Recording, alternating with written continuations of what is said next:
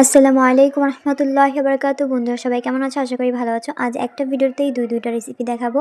একটা হচ্ছে ব্রেকেট মাছের ডিম ভুনা, আরেকটা হচ্ছে টমেটো দিয়ে কই মাছ ভুনা। তো শুরু করা যাক, শেষ পর্যন্ত দেখবা ভিডিওটা। বিসমিল্লাহির রহমানির রহিম। প্রথমে আমি একটা কড়াই গরম হয়ে আসলে তেল দিয়ে দিব। তেলটা গরম হয়ে আসলে দিয়ে দিব পেঁয়াজ কুচি। পেঁয়াজ কুচি দিয়ে ভালো মতো একটু নেড়েচেড়ে নিতে হবে। পেঁয়াজটাকে বেরেস্তার মতো হালকা ভাজা ভাজা হয়ে আসলে দিয়ে দিব পানি। এখন আমরা পানি দিয়েছি, পানি দিয়ে একটু নেড়ে নিব। তারপরে দিয়ে দিব আদা বাটা এবং রসুন বাটা।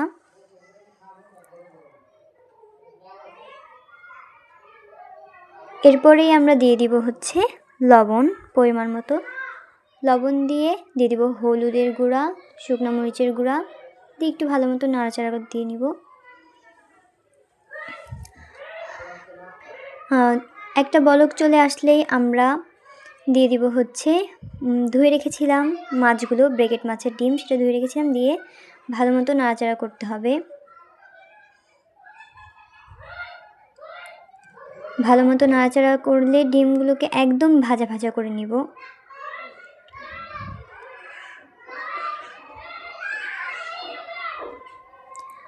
এবার আমি আর একটু পানি দিয়ে দিলাম কষানোর জন্য এবং ভালো মতো কুক হওয়ার জন্য।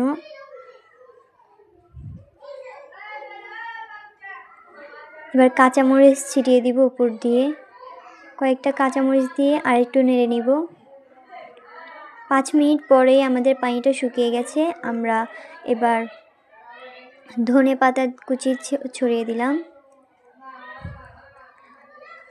মাছের ডিমটা প্রায় হয়ে গেছে, আমরা নামিয়ে নিব এখন। এবার আমরা কই মাছ রান্না শুরু করব। বিসমিল্লাহ। প্রথমে তেল দিয়ে নিলাম। কড়াইটা গরম হওয়ার পর তেল গরম হয়ে আসলে আমরা একের পর এক কই মাছগুলোকে ভেজে নিব।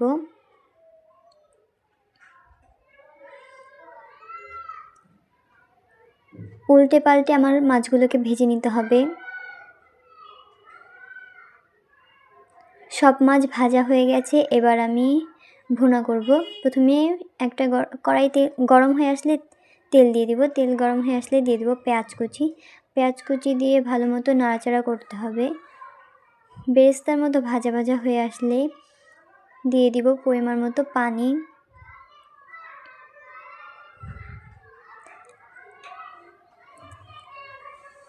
এরপর দিব আদা বাটা, রসুন বাটা, শুকনো মরিচের গুঁড়া, হলুদের গুঁড়া, জিরা বাটা দিয়ে ভালো মতো একটু নেড়ে চেড়ে নিব।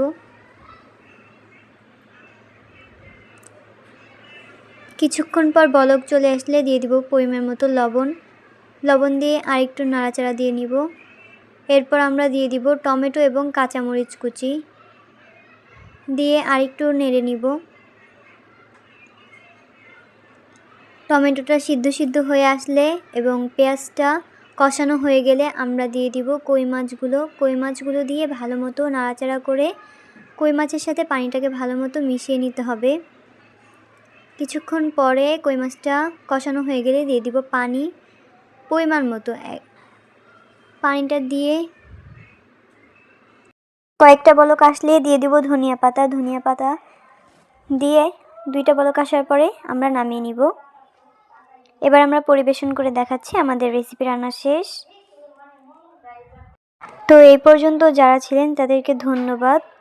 পরবর্তী ভিডিও আসছে খুবই তাড়াতাড়ি। এতক্ষণ অপেক্ষা করার জন্য ধন্যবাদ। মাছের ডিম ভুনাটা এত মজা, একভাবে বলবো। কই মাছ তো কোনো কথাই নেই। এভাবে আপনারা যে কোনো মাছ দিয়ে ভুনা তরকারি করতে পারেন, খুবই স্বাদ লাগে। আর সামনে আমাদের প্লেটের 3 নম্বর যে রেসিপিটা, এই রেসিপিটার ভিডিও আসবে, ডালের একটা রেসিপি। তো পাশে থাকবেন। আসসালামু আলাইকুম।